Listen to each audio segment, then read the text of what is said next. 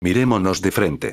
Nosotros somos hiperbóreos, sabemos muy bien cuán aparte vivimos. Ni por tierra ni por mar encontrarás el camino que conduce a los hiperbóreos. Ya Píndaro supo esto de nosotros. Más allá del norte, del hielo, de la muerte, nuestra vida, nuestra felicidad, nosotros hemos descubierto la felicidad, nosotros sabemos el camino, nosotros encontramos la salida de milenios enteros del laberinto. Friedrich Nietzsche. En el mundo real se hallan entrelazados muchos otros mundos. El sueño vuelve a desenredarlos, ya en el oscuro dormir de la noche o en el claro día del poeta. 1. Introducción. ¿Quiénes son los hiperbóreos? Las doctrinas de los antiguos afirman que la humanidad ya existía antes de aparecer sobre el universo físico, en un nivel de existencia diferente, en un mundo sin tiempo. La marcha cíclica del cosmos habría traído consigo la incorporación, la materialización de la humanidad. Es decir, el mundo material sería reflejo materializado de un otro mundo, la plasmación sobre el lienzo del espacio-tiempo de un otro mundo. En la puerta del templo de Sais, en Egipto, bajo la estatua de Palas se halla la siguiente inscripción: Soy todo lo que es, lo que ha sido y lo que será, y ningún mortal ha levantado todavía mi velo. Es el velo de Isis, el umbral que hay que atravesar, dejar de ser un mortal, para conocer la totalidad. 2. El conocimiento de los antiguos. Pitágoras fue el primero en llamar cosmos al universo para indicar el orden que lo rige. El universo visible nació o se extinguió del invisible y el movimiento del cosmos es la medida del tiempo. Nuestros sentidos físicos, más tardíos, en tanto que proyección de los sentidos no físicos, nos hacen visible la sincronía entre los dos mundos. La antitierra es este mundo atemporal al que se accede visitando las entrañas de la tierra, en busca de la morada de la piedra oculta. Esta es la clave para el paso a otras dimensiones y mantiene una analogía manifiesta con la teoría de los agujeros negros de la ciencia actual. Vemos cómo aquí no hay contradicción entre esoterismo, abstracción y ciencia, sino que se complementan. Para los pitagóricos el número 10 era el número perfecto. Como solo contaban con 9 astros, asignaron a la antitierra el número 10, atribuyéndole una constitución absolutamente vítrea o cristalina. De la observación, Pitágoras accedía al conocimiento y entre muchas cosas, descubrió la oblicuidad del zodíaco y reconoció que la luna recibía toda su luz del sol, como un espejo, que el arco iris, considerado mágico y sagrado hasta entonces, no era sino la reflexión de la luz, y que la estrella de la tarde, llamada Venus o Vesper, es la misma que la de la mañana llamada Lucifer, portadora de luz, o fósforo, explicando su naturaleza y su curso. Los pitagóricos pusieron orden y belleza al caos del mundo, dando especial importancia a la música. La divina tetractis es la suma de los números 1, 2, 3 y 4, símbolo sobre el que juraban los intervalos musicales básicos. Tetractis es la armonía, equivalente al oráculo de Delfos, y a esa música celestial se la denominó el canto de las sirenas, esto es, la inspiración intuitiva. Tetractis es pues un análisis científico fundamentado en los números y las matemáticas, que identifica a las sirenas como los seres que habitan la armonía cósmica de las esferas. Es esta armonía, orden y belleza, la que refleja y abre ante el hombre la experiencia del espacio eterno e inmortal. Desde este plano se explican historias de sonidos que pueden hacer levitar, romper cristales, provocar estados propios del cuarto nivel, donde la piedra filosofal es la piedra musical. Los iniciados en la ciencia de aquel entonces podían realizar proezas como mover en el espacio las rocas, las grandes masas pétreas para la construcción de las pirámides y otros templos, al producir ciertos sonidos. En esta visión del mundo, nuestro planeta era considerado como el mundo sublunar, un mundo imperfecto, oscuro y engañoso. El único modo de conocer aquí abajo la verdad sería consultar los números cuya clave es la divina tetractis. La más excelsa ciencia es la armonía que fija el orden de las cosas y que regula las leyes que relacionan los movimientos humanos y divinos. A este respecto, no dejaría de sorprender a una persona no entendida cómo el pensamiento de José Antonio Primo de Rivera, líder de la Falange Española, viene a referirse a la cuestión de la que estamos hablando. En sus ideas, José Antonio se refiere a los números de los imperios frente a la impregnación en lo telúrico. Aquí, el imperio estaría significando la armonía, el orden y la belleza frente al caos del mundo, y nos hablaría del mismo concepto, de la visión del mundo que tenían los antiguos pitagóricos. José Antonio Primo de Rivera, es el máximo dirigente de la Falange Española, un movimiento que surgido al tiempo de los movimientos fascistas y afines de todo Occidente, pretendía regenerar España y salvarla de un sistema social corrupto y decadente y del marxismo oportunista. En un texto publicado el 11 de enero de 1934, José Antonio escribía este artículo con el título La gaita y la lira. ¿Cómo tira de nosotros? Ningún aire nos parece tan fino como el de nuestra tierra. Ningún césped más tierno que el suyo. Ninguna música comparable a la de sus arroyos. Pero, ¿no hay en esa succión de la tierra una venenosa sensualidad? Tiene algo de fluido físico, orgánico, casi de calidad vegetal, como si nos prendieran a la tierra sutiles raíces. Es la clase de amor que invita a disolver. A ablandarse. A llorar. El que se diluye en melancolía cuando plañe la gaita. Amor que se abriga y se repliega más cada vez hacia la mayor intimidad. De la comarca al valle nativo. Del valle al remanso donde la casa ancestral se refleja. Del remanso a la casa. De la casa al rincón de los recuerdos. Todo eso es muy dulce, como un dulce vino. Pero también, como en el vino, se esconden en esa dulzura embriaguez e indolencia. A tal manera de amar, ¿puede llamarse patriotismo? Si el patriotismo fuera la ternura afectiva, no sería el mejor de los humanos amores. Los hombres cederían en patriotismo a las plantas, que les ganan en apego a la tierra. No puede ser llamado patriotismo lo primero que en nuestro espíritu hallamos a mano, ya que eso sería tan solo una elemental impregnación en lo telúrico. El patriotismo tiene que ser, para que gane la mejor calidad, lo que esté cabalmente en el otro extremo, lo más difícil. Lo más depurado de gangas terrenas. Lo más agudo y limpio de contornos. Lo más invariable. Es decir, tiene que clavar sus puntales, no en lo sensible, sino en lo intelectual. Bien está que bebamos el vino dulce de la gaita, pero sin entregarle nuestros secretos. Todo lo que es sensual dura poco. Miles y miles de primaveras se han marchitado, y aún 2 y 2 siguen sumando 4, como desde el origen de la creación. No plantemos nuestros amores esenciales en el césped que ha visto marchitar tantas primaveras. Tendámoslos como líneas sin peso y sin volumen, hacia el ámbito eterno donde cantan los números su canción exacta. La canción que mide la lira, es rica en empresas porque es sabia en números. Así pues, no veamos en la patria el arroyo y el césped, la canción y la gaita. Veamos un destino, una empresa. La patria es aquello que, en el mundo, configuró una empresa colectiva. Sin empresa no hay patria. Sin la presencia de la fe en un destino común, todo se disuelve en comarcas nativas, en sabores y colores locales. Calla la lira y suena la gaita. Ya no hay razón, si no es, por ejemplo, de subalterna condición económica, para que cada valle siga unido al vecino. Enmudecen los números de los imperios, geometría y arquitectura, para que silben su llamada los genios de la disgregación, que se esconden bajo los hongos de cada aldea. El mito de la caverna de Platón nos sitúa ante el mismo concepto, representando el mundo telúrico, material o visible como un antro subterráneo en el que los hombres viven encadenados de cara a una pared sobre la que un fuego situado tras ellos proyectaría sombras. Platón dice que el antro subterráneo es una representación del mundo visible. El fuego que ilumina es la luz del sol. Cuando un cautivo se libra de las cadenas y sube a la región superior saliendo de la caverna, es el alma que se eleva hasta la esfera inteligible. En los últimos límites del mundo inteligible está la idea del bien, o la perfección, que se percibe con dificultad, pero una vez percibida no puede menos que sacar la consecuencia de que ella es la causa primera de todo lo que hay de bello y de bueno en el universo. Fiel reflejo de la cosmovisión de los antiguos, el Bhagavad Gita de la India Arya, señala la identificación de este mundo como manifestación dual y relativa que toma su entidad de un otro mundo absoluto.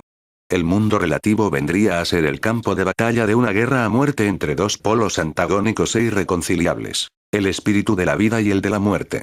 La manifestación material o relativa no sería mala en sí, sino que el mal se hallaría en la desviación perversa de la degeneración, el vicio y, en definitiva, el espíritu de la muerte. El sentido de esta lucha lo podemos entender claramente cuando en la llanura de Kuru, Arjuna cae en el desánimo negándose a combatir. Entonces Krishna le dice: te lamentas por quienes no debieras lamentarte. Aún son tus palabras de falaz sabiduría. El sabio no se lamenta por los vivos ni por los muertos. Ni yo ni tú ni esos príncipes de hombres, en tiempo alguno hemos dejado de ser ni dejaremos de ser en adelante. El contacto con la materia, oh, hijo de Kunti. Da calor y frío, placer y dolor, que en alternativos vaivenes se funden transitoriamente. Sopórtalos con valor, oh, Bharata. El hombre a quien ni el placer ni el dolor conturban, oh, jefe de hombres. Y entre su balanceo permanece firme es merecedor de la inmortalidad. Lo que no existe no tiene ser y lo que existe jamás dejará de ser. La verdad de ello ha sido percibida por los videntes de la esencia de las cosas. Indestructible es aquel que todo lo penetra. Nada ni nadie puede aniquilar a este imperecedero ser. Finitos son estos cuerpos del encarnado ser, eterno, indestructible, inmenso. Así pues, combate, oh, Bharata. Ignorantes son quienes miran como matador al que mora en el cuerpo y quienes lo creen muerto. El espíritu no puede matar ni morir, porque nunca tuvo principio ni tendrá fin, ni habiendo sido cesará jamás de ser. Es nonato, perpetuo, remoto, eterno, y no muere cuando muere el cuerpo. Arma alguna puede herirle ni fuego abrasarle, ni agua humedecerle ni viento orearle. Porque es invulnerable, incombustible, impermeable e inoreable. Es perpetuo, omnidifuso, permanente, inamovible y remoto. Invisible, inescrutable e inmutable. Si así lo reconoces no has de afligirte. Porque en verdad, la muerte es segura para los nacidos al igual que el nacimiento es seguro para los muertos. Así, no debes afligirte por lo inevitable. Siempre invulnerable es, oh, Bharata. El morador del cuerpo. Así, no te aflijas por criatura alguna. Además, advierte tus deberes y no vaciles. Porque nada hay más acepto a un kshatriya que la guerra justa. Felices, oh, Partha. Los kshatriyas que militan en tal lucha, porque es no buscada coyuntura que les abre las puertas del cielo. Pero si con desprecio de tus deberes y mancillando tu honor rehusas emprender esta justa guerra, caerás en pecado. Las gentes pregonarán tu perpetua deshonra. Y para quien bien se estima, mucho peor es la deshonra que la muerte. Los jefes creerán que por cobardía rehuyes el combate, y te verás menospreciado por ellos que tan animoso te juzgaban. Voces despectivas derramarán sobre ti tus enemigos difamando tu esfuerzo. ¿Qué mayor afrenta? Muerto ganarás el cielo. Victorioso, dominarás la tierra. Así pues, érguete, oh, hijo de Kunti. Y determínate a luchar, aceptando por igual el placer y el dolor, la ganancia y la pérdida, el triunfo y la derrota, predisponte a la batalla. Así no caerás en pecado. Según la tradición aria de la India, el universo material es el sueño de un dios que después de 100 años de Brahma se disuelve y el universo se disuelve con él, hasta que después de otro siglo empieza a moverse y se recupera iniciándose nuevamente su gran sueño del loto cósmico. Cada año de Brahma son 3, 1, 1, 0, 4, 0, 0, 0, 0, 0, 0, 0, 0 años terrestres. Además, existirían un número sin fin de otros universos, otras dimensiones y realidades a las que nosotros podríamos acceder únicamente siendo capaces de percibir más allá de la percepción ordinaria de los sentidos, o dicho de otro modo, percibiéndolos con nuestros mismos sentidos. Cuando se habla de la gran estructura del cosmos, los astrónomos suelen decir que el espacio es curvo, o que el universo es finito, aunque ilimitado. El universo tendría diferentes perspectivas y la nuestra no sería sino una más. Así, según diversas teorías, es posible pensar en un mundo de 4 o más dimensiones. Vivimos en un universo inabarcable y sin límites. Si miramos al cielo, nunca podremos ver el final del universo porque llegado un punto, este se aleja de nosotros a una velocidad mayor que la velocidad de la luz. Igualmente, si lo miramos a través de un microscopio, veremos que tampoco hay límite para lo más pequeño. Siempre que consigamos el medio para poder observarlo, habrá algo más y más pequeño. Lo que parecía ser definitivamente indivisible, veremos que está conformado por estructuras sucesivamente divisibles y así siempre hasta el infinito. Para que el universo tuviera un límite en lo grande o en lo pequeño, en el espacio o en el tiempo, las mismas medidas espacio-tiempo deberían ser valores absolutos. Pero estas medidas no son parámetros absolutos, por lo que, en consecuencia, toda la conformación de este universo es relativa e ilimitada, no absoluta, no definitiva ni concreta. Nada eterno, absoluto ni definitivo hay pues en este universo material. Existen teorías que nos hablan de la posibilidad de que la cultura humana esté inmersa en una mucho más avanzada de dimensión galáctica, sin que seamos conscientes de ello. Nuestra ignorancia de esta situación sería análoga a la de un grupo de gorilas de montaña en relación a la cultura planetaria del hombre. Es decir, no seríamos conscientes de que el universo es un espacio en el que se desarrollan toda una inmensidad de planos y culturas diferentes a las que por nuestra conformación físico-mental estamos capacitados para llegar a conocer. Para conseguir viajar de la manera más rápida y eficaz a través del universo y del espacio-tiempo, no deberíamos echar mano de nuestra arcaica e imposible tecnología terrestre, sino de los viajes interdimensionales. La tecnología materialista tan solo consigue desplazarnos dentro de la mecánica del espacio-tiempo y de las limitaciones de las leyes materiales, pero así, nunca conseguiríamos alcanzar físicamente ni siquiera la estrella más cercana.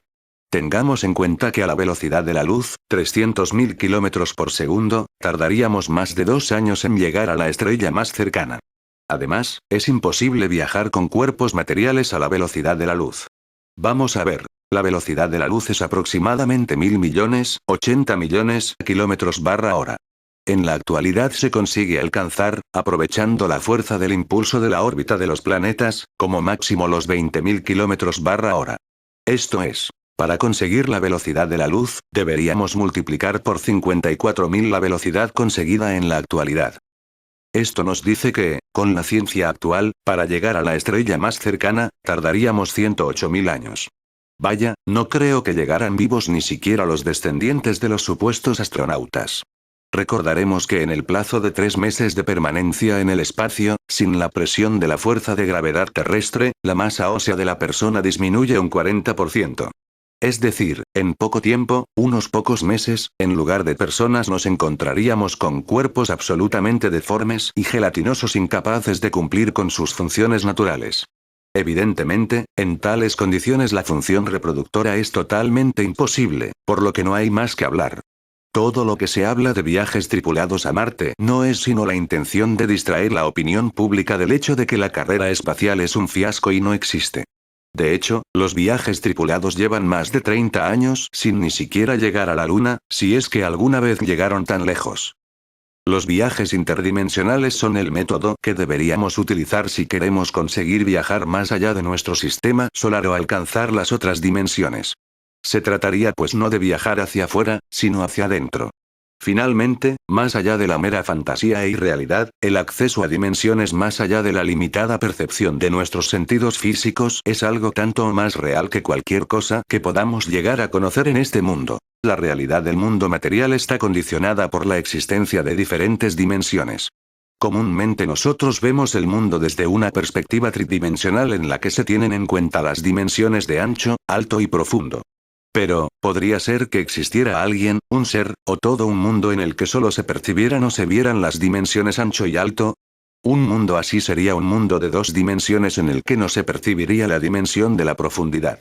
Si a un ser plano del mundo de 2 dimensiones, le hablara un ser de la tercera dimensión, la nuestra, para él la voz no procedería de ningún lugar que pudiera identificar. No la situaría en un lugar concreto, pero sería una voz real. No se trataría de ninguna alucinación, pero a su vez no sería capaz de percibir de dónde provendría esa voz.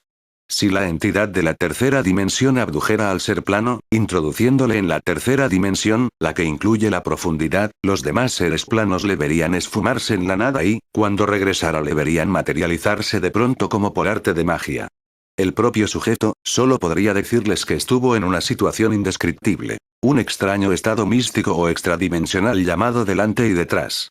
Los demás seres planos no acabarían de creer a su congénere y tratarían de convencerle de que los seres tridimensionales no existen. Intentarían hacerle comprender que solo la realidad plana, sin profundidad, existe, el mundo de 2 dimensiones, la realidad en la que se mueven todos.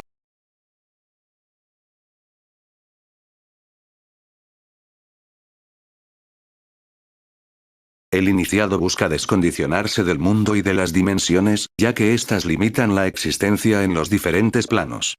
Desde este descondicionamiento, el iniciado puede acceder a la extradimensión, conocida por algunos como la cuarta dimensión. Este es el trabajo del iniciado. Descubrir la puerta de acceso a la extradimensión. Si lo consigue entrará en el otro mundo con plena consciencia. En el monasterio benedictino de Leyre, en Navarra, en el siglo X ocurrió un extraño suceso que nos ilustra la relatividad del espacio-tiempo y cómo todo el tiempo de este mundo puede ser tan solo un instante en la eternidad. El abad Virila, mientras paseaba por los bosques de roble de la montaña en torno al monasterio, meditaba sobre cómo podría ser que sea eterna la felicidad en el paraíso. Así, mientras daba vueltas a este pensamiento, se sentó junto a una fuente a donde acudió un pájaro azul. Virila quedó escuchando el canto del pájaro hasta que éste remontó el vuelo. Entonces, el abad se levantó y retornó hacia el monasterio. Ya de vuelta, se dio cuenta que el monasterio estaba cambiado y tampoco reconoció a los monjes con quienes se encontraba. El hecho es que lo que para el padre Virila había sido el breve canto de un pájaro azul, en realidad habían transcurrido 3 siglos en el mundo. El monje encargado de los archivos, revisando los libros, vio que ciertamente hacía muchos años, un padre llamado Virila había ido a pasear por el bosque y nunca más se le había vuelto a ver. Se le había dado por muerto, e incluso se habían celebrado funerales por él, pues se pensaba que habría sido devorado por las fieras del bosque. Reaceptado en el monasterio, Virila acabó sus días envejeciendo como un hombre más, aunque había en su vida una laguna de 3 siglos que nunca había vivido. La iglesia reconoció el milagro, siendo conocido desde entonces como San Virila. 3. La fuerza pura y el Vril. Este mundo relativo en que vivimos se ha creado de la interacción de dos fuerzas opuestas.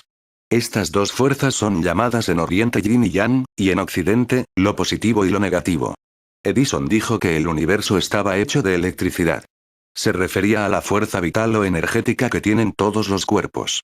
La electricidad está compuesta de fuerza positiva y negativa. La fuerza vital personal está compuesta del mismo modo, ya que al ser somatizada en el cuerpo humano adquiere un carácter positivo o negativo. En el mundo material todo adquiere este carácter dual o relativo. El lado de una pared expuesto a la luz está iluminado. El lado opuesto está oscuro. Luz y oscuridad, salud y enfermedad, calor y frío, positivo y negativo. Más allá de la dualidad, o antes de la misma, la unidad básica del universo sería la fuerza pura, que equivale al ki de la tradición japonesa. Todas las cosas se originan a partir del ki del universo. En última instancia toda la creación está compuesta de este principio absoluto, esta energía universal, motor inmóvil y generador de toda vida. Este principio absoluto vigoriza toda la creación. El mundo moderno es cautivo de los principios relativos, es decir, ha perdido el hilo y la unión con el absoluto. La única esperanza del hombre para comprender el principio vital es afirmarse en el principio absoluto que se halla antes de este mundo relativo. En el Bhagavad Gita, Krishna, el dios de rubia cabellera, le dice a Arjuna: permanece firme en la pureza, más allá de los pares opuestos. Es decir, para comprender el mundo, antes hemos de distanciarnos del mundo, hallar un lugar desde el que contemplarlo con perspectiva, sin implicarnos ni dejarnos influenciar por él. Para fortalecer el poder y la resistencia física y mental y realizar la vida, hay que esforzarse en volverse uno con la fuerza del universo, más allá de la dualidad o la relatividad.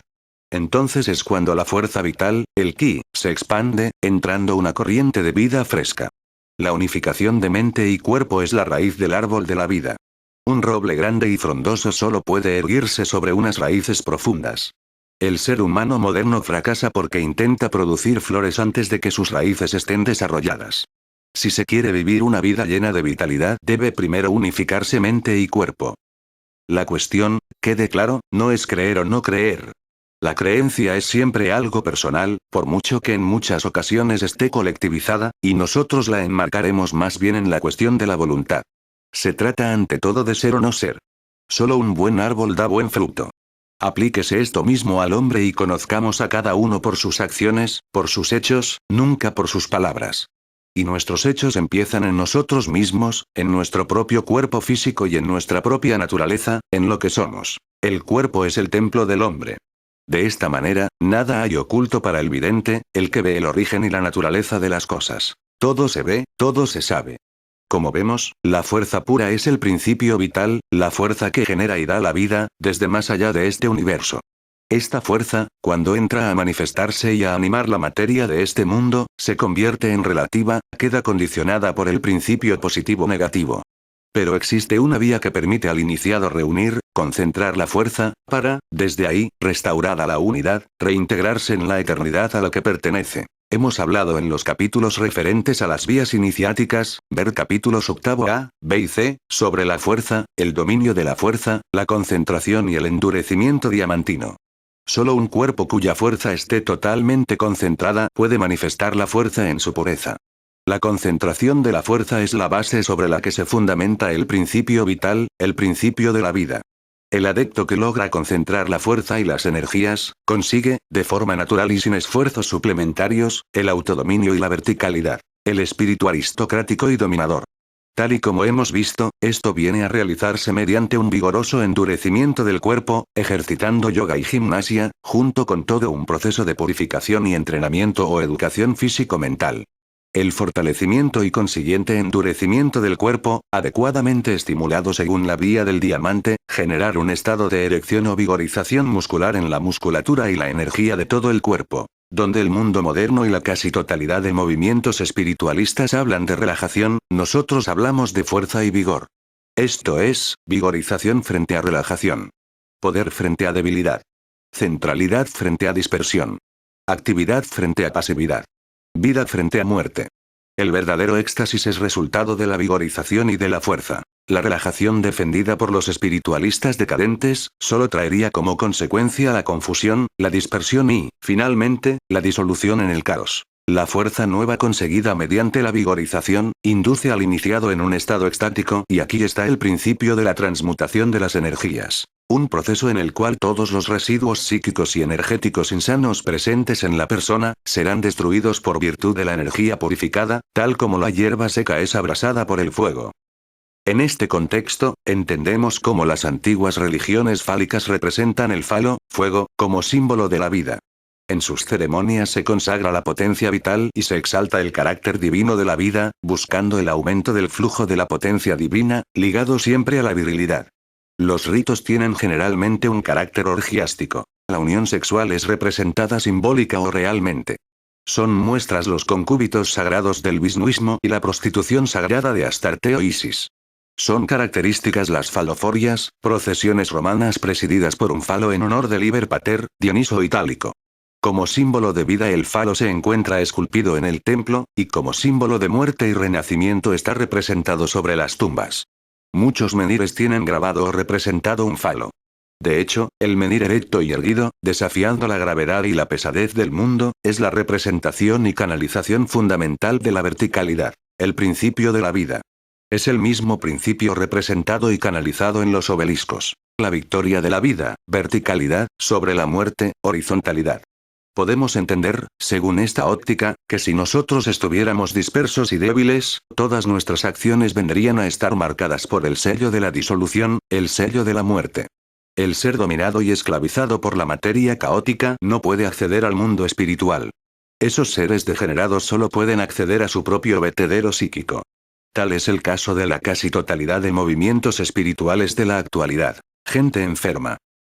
Se comprende que, en el lado opuesto de la salud, un cuerpo cuyas fuerzas estén dispersas, manifestará languidez, falta de vigor y estancamiento. Un cuerpo así solo será vehículo y canal de tendencias y realizaciones enfermas y decadentes. En el hombre, la dispersión tiene una base tanto mental como somática. Frente al principio vital de la concentración y el autodominio, la dispersión de la fuerza es un principio determinado por el proceso de la muerte. Este proceso hace tender la naturaleza hacia el cansancio y la horizontalidad del mundo, perdiéndose la verticalidad y la yoga unión con la divinidad. Tal tendencia hacia la dispersión, la horizontalidad y la pérdida de la esencia, es el principio que sufre el hombre terrestrizado, un ser dominado y vapuleado por los elementos, lo telúrico, lo vulgar, lo indiferenciado y, finalmente, en la actualidad, el conocido como mundo democrático moderno.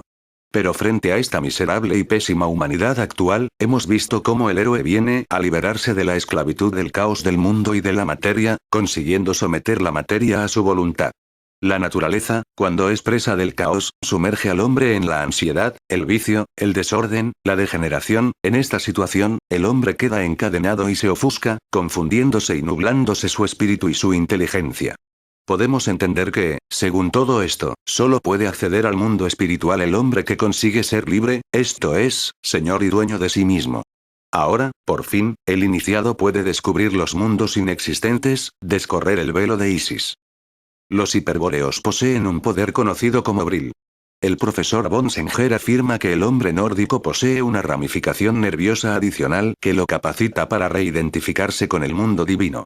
Miguel Serrano viene a definir el Vril como el poder u órgano espiritual, mágico, que conecta con todos los universos y con los mundos paralelos, con las otras dimensiones, y añade que lo poseían los hiperbóreos, especialmente la mujer maga, la mujer gurú, nacida quinta en una familia. Este órgano exclusivo de los arios, permite ver la realidad en una proyección y una perspectiva divina. Afirma Serrano que Hitler hace uso total de esta capacidad, solo latente en el resto de la raza aria. Esto marca la diferencia fundamental entre las razas, pudiendo entenderse así lo que significa el mestizaje y el intento de mezclar los pueblos blancos. El plan demoníaco que se dirige a producir nuevamente el hombre de Neandertal. Según diversos autores, como Liebenfels, los milagros de Cristo no serían otra cosa que la manifestación del poder del Vril. 4. El chamanismo. Vamos a echar un breve vistazo a la cuestión del chamanismo. En el chamanismo hallamos multitud de conocimientos y prácticas antiguas que nos pueden permitir entrever qué eran y en qué creían nuestros primeros antepasados.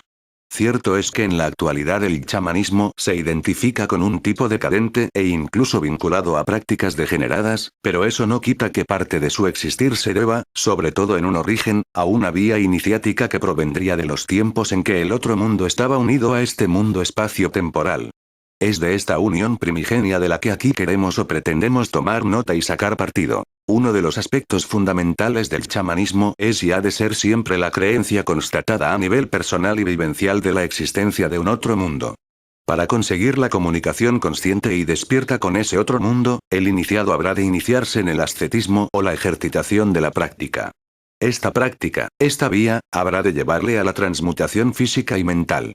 Poco a poco la experiencia del otro mundo llegará a hacerse plenamente consciente. No es una lucha para hombres vulgares, sino una lucha titánica en la que el destino final estaría en manos de los dioses. Muchas personas, el atravesar una crisis de salud les causa una disfunción de sus sentidos físicos, provocándoles una percepción de esos otros mundos o realidades invisibles del más allá. Igualmente los niños son más sensibles a esas otras realidades ya que aún no se hallan tan identificados con este mundo espacio-temporal. El uso de drogas y alucinógenos ha sido desde la antigüedad una vía usada por brujos y chamanes para contactar con el otro mundo, si bien su uso debe adecuarse a una estricta disciplina y preparación personal por parte del iniciado. Mediante el uso de pociones o preparados bien conocidos se consiguen experiencias oníricas de matriz psicodélica.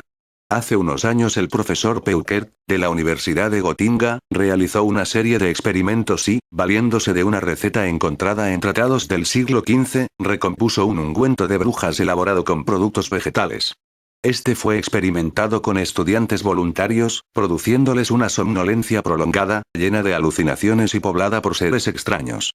Los escitas, por ejemplo, mezclaban en un caldero la atropa belladona, la digitalis purpurea, o la datura stramonium y, junto al caldero encendido, aspiraban el humo sagrado de la cannabis índica, para abrir las puertas del infierno, viajando a las profundidades de la mente. Es importante señalar aquí que ese uso iniciático de alucinógenos nada tiene que ver con las drogas modernas promovidas actualmente desde el poder mundial, especialmente para la juventud, valiéndose de grupos musicales, cine, estilos de vida decadentes. La drogadicción y el hedonismo es lo contrario de la vía iniciática, la cual precisamente busca la liberación de toda esclavitud de los sentidos físicos. Las verdaderas vías iniciáticas se fundamentan en el autodominio y la disciplina, la ejercitación física y mental. Generalmente se asocia el chamanismo a culturas exóticas y primitivas. Sin embargo, hasta hace poco ha jugado un papel determinante en Europa. Así, por ejemplo, era algo corriente entre los lapones, habitantes del norte de Escandinavia, cuyos hechiceros y magos eran muy reconocidos en el norte de Europa. El chamán lapón disponía de un tambor, lleno de dibujos semejantes al de los chamanes altaicos, para volar al mundo de las sombras. Los lapones actuales todavía recuerdan las proezas y poderes de sus antepasados. En Germania, Wotan, llamado Odín en Escandinavia, es un gran chamán arquetípico, modelo de los magos y chamanes germanos. También Wotan recibe títulos que corresponden a estos, como padre o gran mago. Obtiene la sabiduría mediante un sacrificio, consultando la cabeza oracular. El mismo culto a las cabezas se da entre los celtas y en ciertas culturas asiáticas que consultan a sus antiguos colegas utilizando sus cráneos. Wotan alcanza el conocimiento de las runas, el alfabeto sagrado, autoinmolándose en una ceremonia iniciática durante la cual permanece colgado 9 días con sus 9 noches del Yggdrasil, el árbol del mundo, atravesado por su propia lanza, de la misma forma que ciertos chamanes ascienden a lo largo de un poste que simboliza el árbol cósmico y en el cual se han hecho 9 cortes, que representan los 9 mundos que componen el universo. Wotan había adquirido el poder de entrar en trance de forma natural, gracias al sacrificio y a una dura iniciación. Endurecimiento físico, ascetismo, dominio sobre las funciones biológicas del propio cuerpo. Las técnicas físicas del yoga son en sí mismas técnicas que tienen su origen en el chamanismo originario indoeuropeo. Los chamanes tienen el poder de abandonar el cuerpo y transformarse en animales, ya sea tomando su forma o introduciendo su conciencia en el cuerpo de un animal real. De esta forma, Odín cambiaba de forma.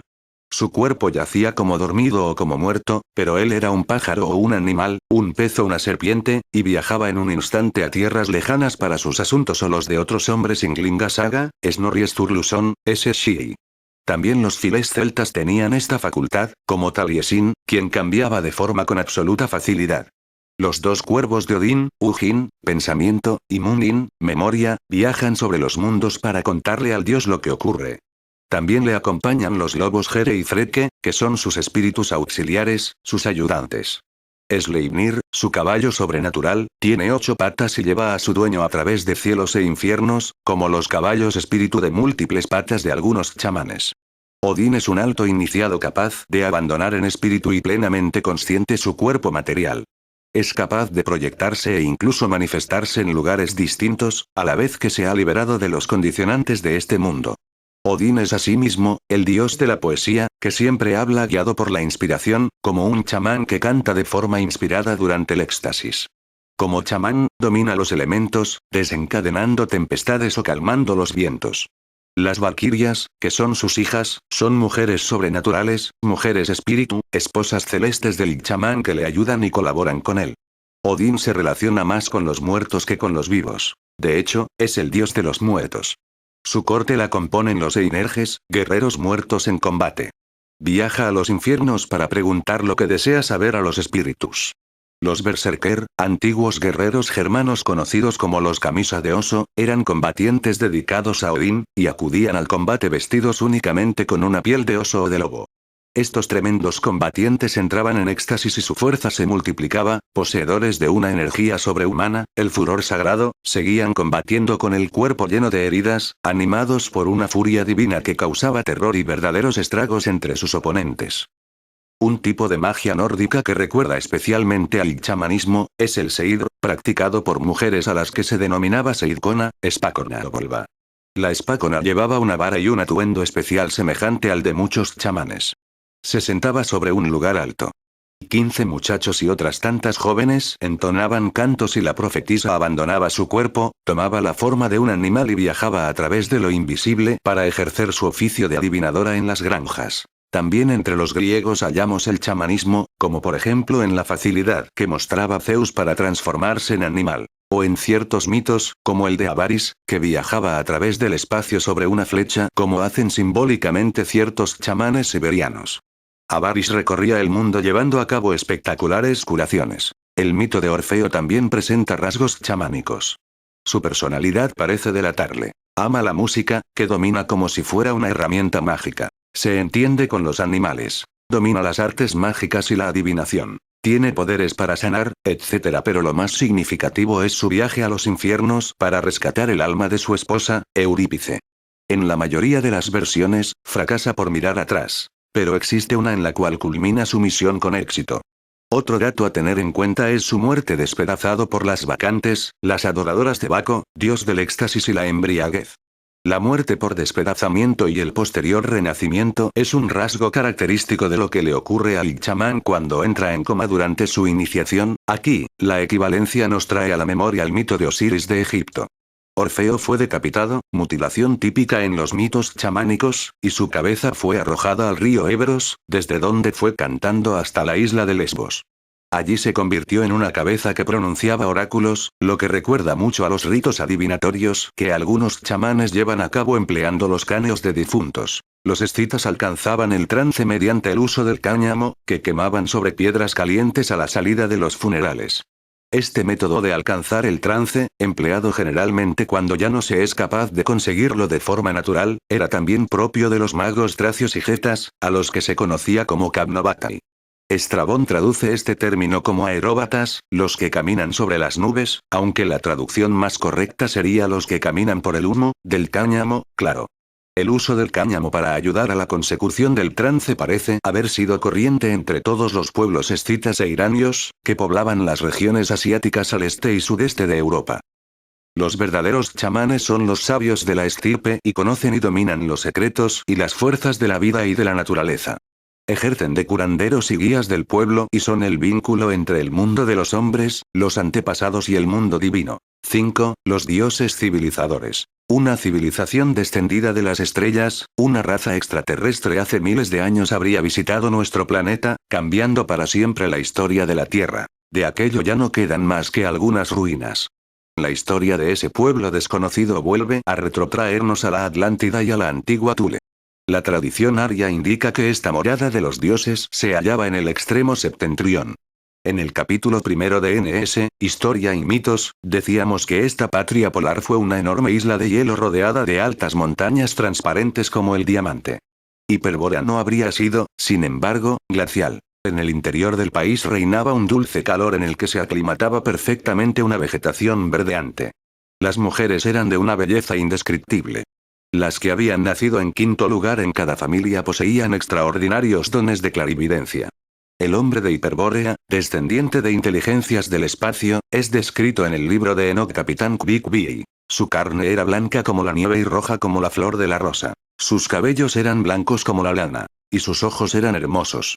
En la capital de Hiperbórea, Thule, vivían los sabios, los cardenales y los 12 miembros de la Suprema Iniciación. Un desastre climático de enormes proporciones, acompañado de tormentas y lluvias torrenciales, habría arruinado la morada de los dioses. El hecho es recogido en las tablillas sumerias. Aquel día remoto, aquella noche remota, aquel año remoto, cuando ocurrió el diluvio. Atrahasis, protagonista de la epopeya babilónica del diluvio, sería quien relató aquellos acontecimientos. Los dioses habrían huido y sus descendientes se habrían dispersado por la tierra, pero su huella reaparecería inmediatamente después de la catástrofe. Hay rasgos comunes en civilizaciones prácticamente contemporáneas a la sumeria, en las tierras regadas por el Tigris y el Éufrates. La egipcia, en las orillas del Nilo. La cultura de Mohenjo-Daro, en el Valle del Indo y otras muchas por todo el mundo como Tiahuanaco en América. Lovecraft, conocido por su literatura fantástica y sus referencias a los dioses primigenios, fue un gran conocedor de los antiguos imperios y de la antigüedad sumeria, en la que fundamentaría muchas de sus misteriosas novelas. Conocedor del pasado hiperbóreo de las civilizaciones, Lovecraft se refiere en el siguiente artículo, que extractamos y que publicó cuando tenía 24 años, a la raza teutona como descendiente de los antiguos dioses. El teutón es la cima de la evolución. Al rastrear la trayectoria del teutón a lo largo de la historia medieval y moderna, no encontramos excusa posible para negar su real supremacía biológica. Sus innatas habilidades raciales le han llevado a la preeminencia. No hay rama de la civilización que no sea obra suya. En los países cuya población es principalmente teutónica, contemplamos una prueba sorprendente de las cualidades de la raza. Inglaterra y Alemania son los supremos imperios del mundo. La historia de Estados Unidos es una larga alabanza del teutón y seguirá siéndolo si logra atajar a tiempo la inmigración degenerada y preservar el carácter primitivo de la población. Los ingleses y los alemanes son hermanos de sangre, descendientes de los mismos duros antepasados adoradores de Wotan, Odín. 6. John Dee, científico y mago. El hombre de las orejas cortadas se sienta, como cada día, delante del cristal. A su lado, absorto en la contemplación de la superficie brillante, permanece John Dee, el señor de Mordlake. La cara de Edward Kelley, el hombre sin orejas, cambia, su mirada se torna vidriosa. Extrañas imágenes aparecen y se suceden sobre la faceta pulida de la misteriosa piedra. Dee comienza a tomar nota de lo que acontece en el interior del cristal. Sobre el paisaje de otro mundo empiezan a aparecer las figuras y hablan. Cuídate de dudar, rechaza toda sospecha sobre nosotros, porque somos dioses que hemos reinado, reinamos y reinaremos para siempre. Los extraños seres van y vienen. El improvisado escriba describe las escenas en su diario. Vinieron muchos y se posaron sobre la superficie convexa del globo transparente, algunos son como hombres y mujeres, es decir, de frente parecen mujeres y de espaldas hombres. Los últimos 7 danzan, lamen y besan. Todavía se conservan, en el Museo Británico, las páginas manuscritas de este diario. Su autor, uno de los científicos más completos de Occidente. Pero también uno de los magos más célebres, John Dee. John Dee nace en Londres el 13 de julio de 1527, hijo de Joanna Wilde de Rowland Dee, un noble galés al servicio del rey inglés Enrique VIII. Sus disciplinas favoritas eran las artes y las ciencias, a las que consideraba una herramienta eficaz tanto para lograr el bienestar del hombre como para desentrañar los misterios últimos del universo. Fue un gran estudioso de la magia y la alquimia. A lo largo de su vida realizó multitud de viajes, contribuyendo con su aportación al desarrollo de las ciencias navales, que impulsaron en gran medida la expansión marítima de Inglaterra. Su fama fue en aumento. Matemáticos, cartógrafos y marinos iban a consultarle y a estudiar con él. Muchos nobles le pedían que se encargara de la educación de sus hijos e incluso fue invitado a dar conferencias sobre matemáticas en diferentes facultades de Oxford. Alrededor de 1570, el Dr. Dee se estableció en la casa que poseía su madre en la villa de Mortlake. Tuvo que hacer reformas en ella para dar cabida a sus múltiples colecciones de objetos científicos antiguos, recibir a los estudiantes que iban a consultarle y lograr espacio para su tremenda biblioteca, en cuyos volúmenes y manuscritos, algunos de ellos muy antiguos, gastó enormes cantidades de tiempo y dinero. En 1583, su catálogo comprendía 4.000 títulos, una colección más amplia que cualquiera de las que existían en Inglaterra, incluidas las de las universidades, y que competía con las mejores de Occidente. No faltaban, por supuesto, las obras de alquimia, que Dee estudió tanto en la teoría como en la práctica. El 25 de mayo de 1581 se le apareció un ser sobrehumano, o al menos no humano, rodeado de luz. John Dee lo llamó ángel, para simplificar. Este ángel le entregó un espejo negro, que aún se conserva en el British Museum. Es un pedazo de antracita convexo extraordinariamente pulimentado que llamaría piedra de la visión. El ángel le dijo que mirando este cristal, vería otros mundos y podría establecer contacto con inteligencias distintas de la del hombre. El 10 de marzo de 1582 conoció a un extraño de 30 años que decía llamarse Edward Talbot, aunque su verdadero apellido era Kelley. Parece claro que las únicas ambiciones de Kelley fueron la fama y la fortuna. Junto con Kelley, Dee viajó a Praga donde realizaron con éxito algunas experimentaciones alquímicas. Kelley, una personalidad polémica, fue acusado de matar a uno de los guardianes de Rodolfo II, siendo encerrado en el castillo de Cerner, de donde al intentar fugarse resultó herido. Murió en 1597, probablemente a causa de sus heridas. Los experimentos de Dee con la magia ceremonial obtuvieron resultados insólitos en 1582. Según refleja en su diario, tuvo éxito en diferentes ceremonias de invocación angélica llevadas a cabo en su casa de Mortlake, especialmente en las realizadas mediante la piedra de la visión. Con objeto de entablar contacto con los ángeles, Dee se valió de diferentes mediums a los que inducía a mirar en la piedra cristal. Estos indicaban lo que veían y el doctor apuntaba todo en su diario, así como las instrucciones recibidas de las entidades celestiales. Entre los mediums se hallaba su propio hijo, Arthur, pero fue Kelley, su socio en las labores de alquimia, quien resultó ser el sujeto perfecto para sus experimentos. El resultado de esta colaboración fue un sistema mágico original, un método sistemático para trabajar con las fuerzas y poderes fabulosos y una llave para forzar la entrada en otras dimensiones, mundos de extraños paisajes y habitantes en cuyas manos estaba la clave de otras realidades, incluida la nuestra. Dee había recibido de los ángeles sellos, sigilos, tablas mágicas y toda suerte de instrucciones para adentrarse en universos paralelos al nuestro. Las llamadas tablas de Enoch, junto al famoso sello de Amet, ambos sobre un altar, debían taparse con una tela de seda roja orlada de verde que cubriera completamente la mesa. Sobre la tela se colocaba la piedra de la visión, la bola de cristal, el espejo mágico, de esta forma, la visión se acrecentaba sobremanera. Las tablas de Enoch, algunas de las cuales Dee colgaba sobre su cuello, protegían al oficiante de los espíritus malignos que pudieran ser atraídos por el ceremonial. Dee se servía también de un anillo depositado sobre su mesa, según decía, por el propio arcángel San Miguel. Así pertrechado y con la ayuda de Kelley, Dee consultaba.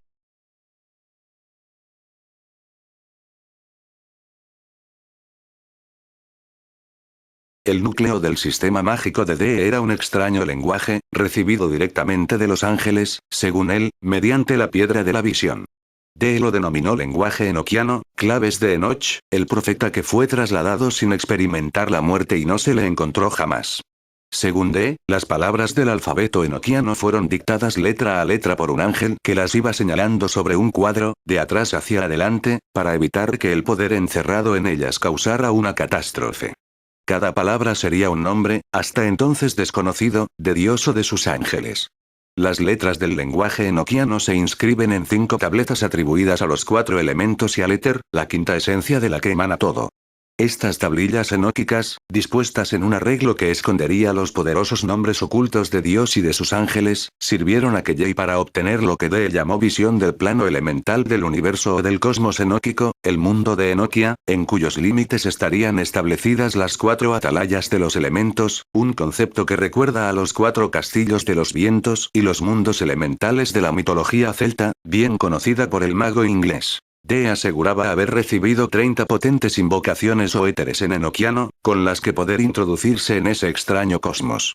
Las entidades que lo habitan, según testimonio del propio Dee, también podían ser traídas a nuestro continuum espacio-tiempo y a menudo los ángeles salían del cristal para conversar con el doctor y su medium.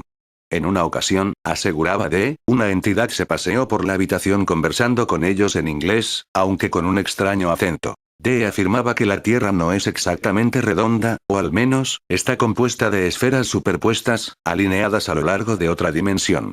Entre estas esferas, habría puntos o más bien superficies de comunicación, y, de este modo, Groenlandia se extendería en el infinito sobre otras tierras diferentes a la nuestra. Por esto insistía Dee en varias instancias dirigidas a la reina Isabel, convenía que Inglaterra se apoderara de Groenlandia, para tener en sus manos la puerta de otros mundos. Dee decía también que era posible construir máquinas totalmente automáticas que realicen el trabajo del hombre. Esto, añadía en el año de 1585, ha sido ya realizado en otra parte. Desde que John Dee empezó a anunciar que publicaría sus conversaciones con los ángeles, fue acusado de magia negra y se llevó a cabo contra él una implacable persecución. En 1597, aprovechando su ausencia, unos desconocidos excitaron a la chusma, que asaltó su casa.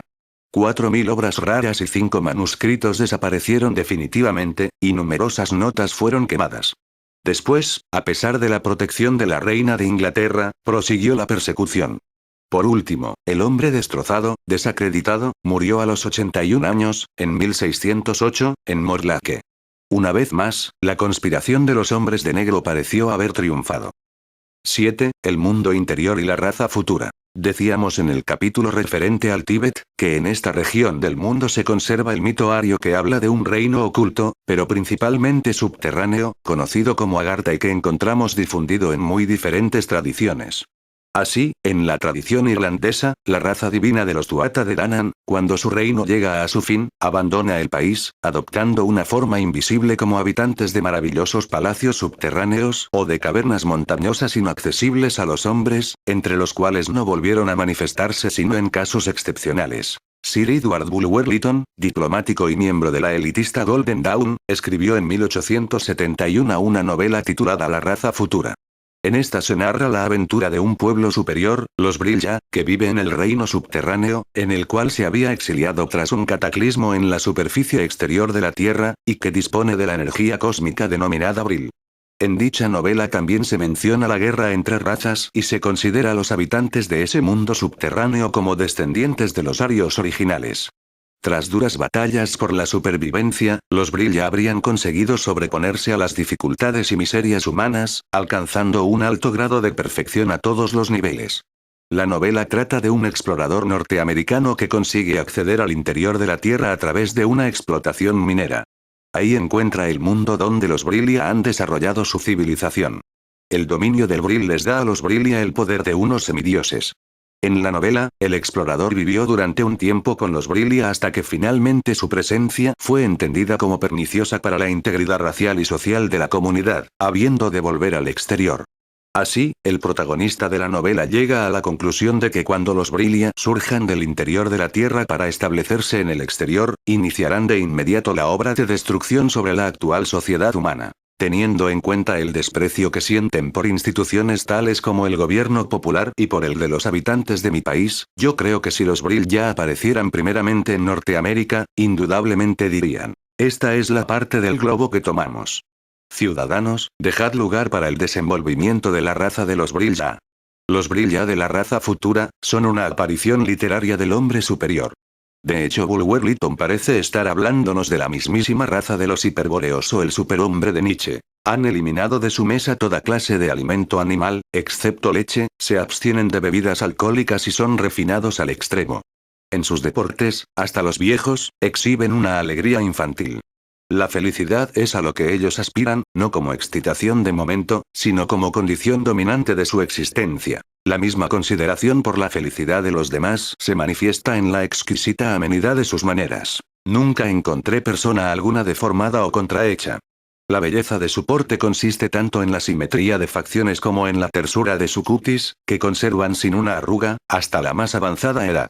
Además manifiestan una serena expresión de dulzura, combinada con la majestad, que parece provenir de la conciencia de poder y total ausencia de terror, físico o moral.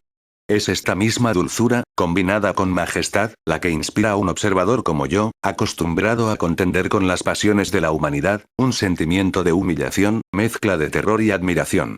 Es como la expresión que un pintor podría dar a un semidios, a un genio o a un ángel. Quedé sorprendido al notar que el color de la piel no era uniforme al que yo había observado en los primeros individuos que había visto.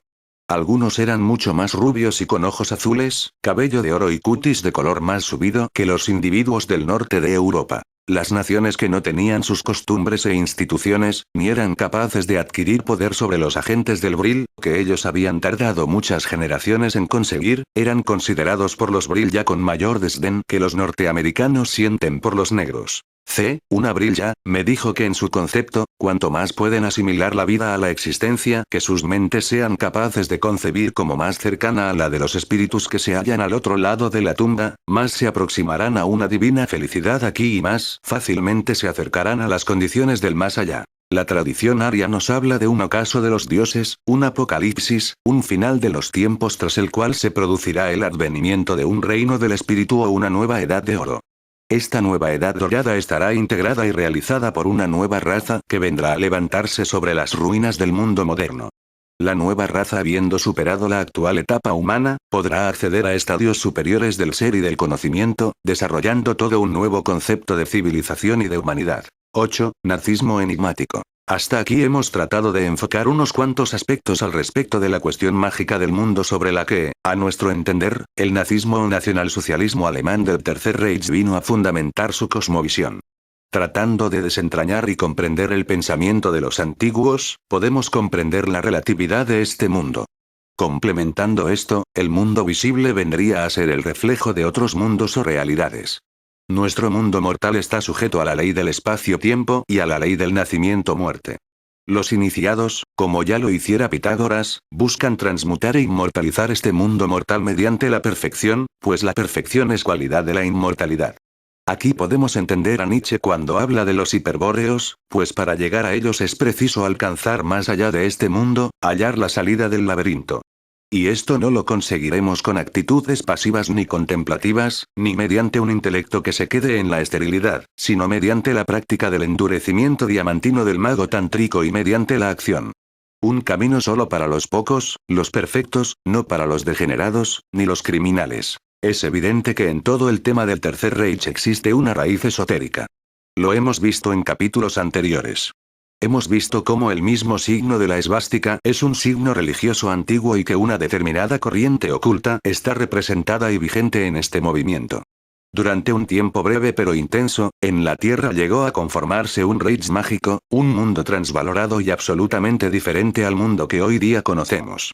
Todo eso no nació de la nada. Nada viene de la nada, es decir, nada ha sido sacado de la nada. Nada ha sido creado. Pues todo cuanto existe existía ya desde la eternidad. Ex nihilo nihil. Por esto mismo, entendemos que ese Tercer Reich histórico fue reflejo de un Tercer Reich metafísico que sigue vigente en alguna parte más allá de las contingencias de este mundo. La existencia de ese Tercer Reich metahistórico, deberíamos situarla en lo que se conoce como pliegues del espacio-tiempo o en una dimensión paralela a la nuestra. Un otro tiempo de algún modo inaccesible pero muy cercano, en tanto que no está sujeto a nuestra percepción habitual. ¿Puede ser que en ese otro tiempo los nacionalsocialistas vivan la victoria de su causa? ¿No es de esto mismo de lo que hablan las tradiciones germánicas del Valhalla o las asiáticas de Agartha? En nuestra Edad Media tenemos el mítico reino del Preste Juan y en otras partes del mundo vuelven a encontrarse leyendas similares. Vamos a dedicarnos a buscar indicios y efectos de esa otra dimensión, ese reino del espíritu o esa realidad fantástica y desconocida.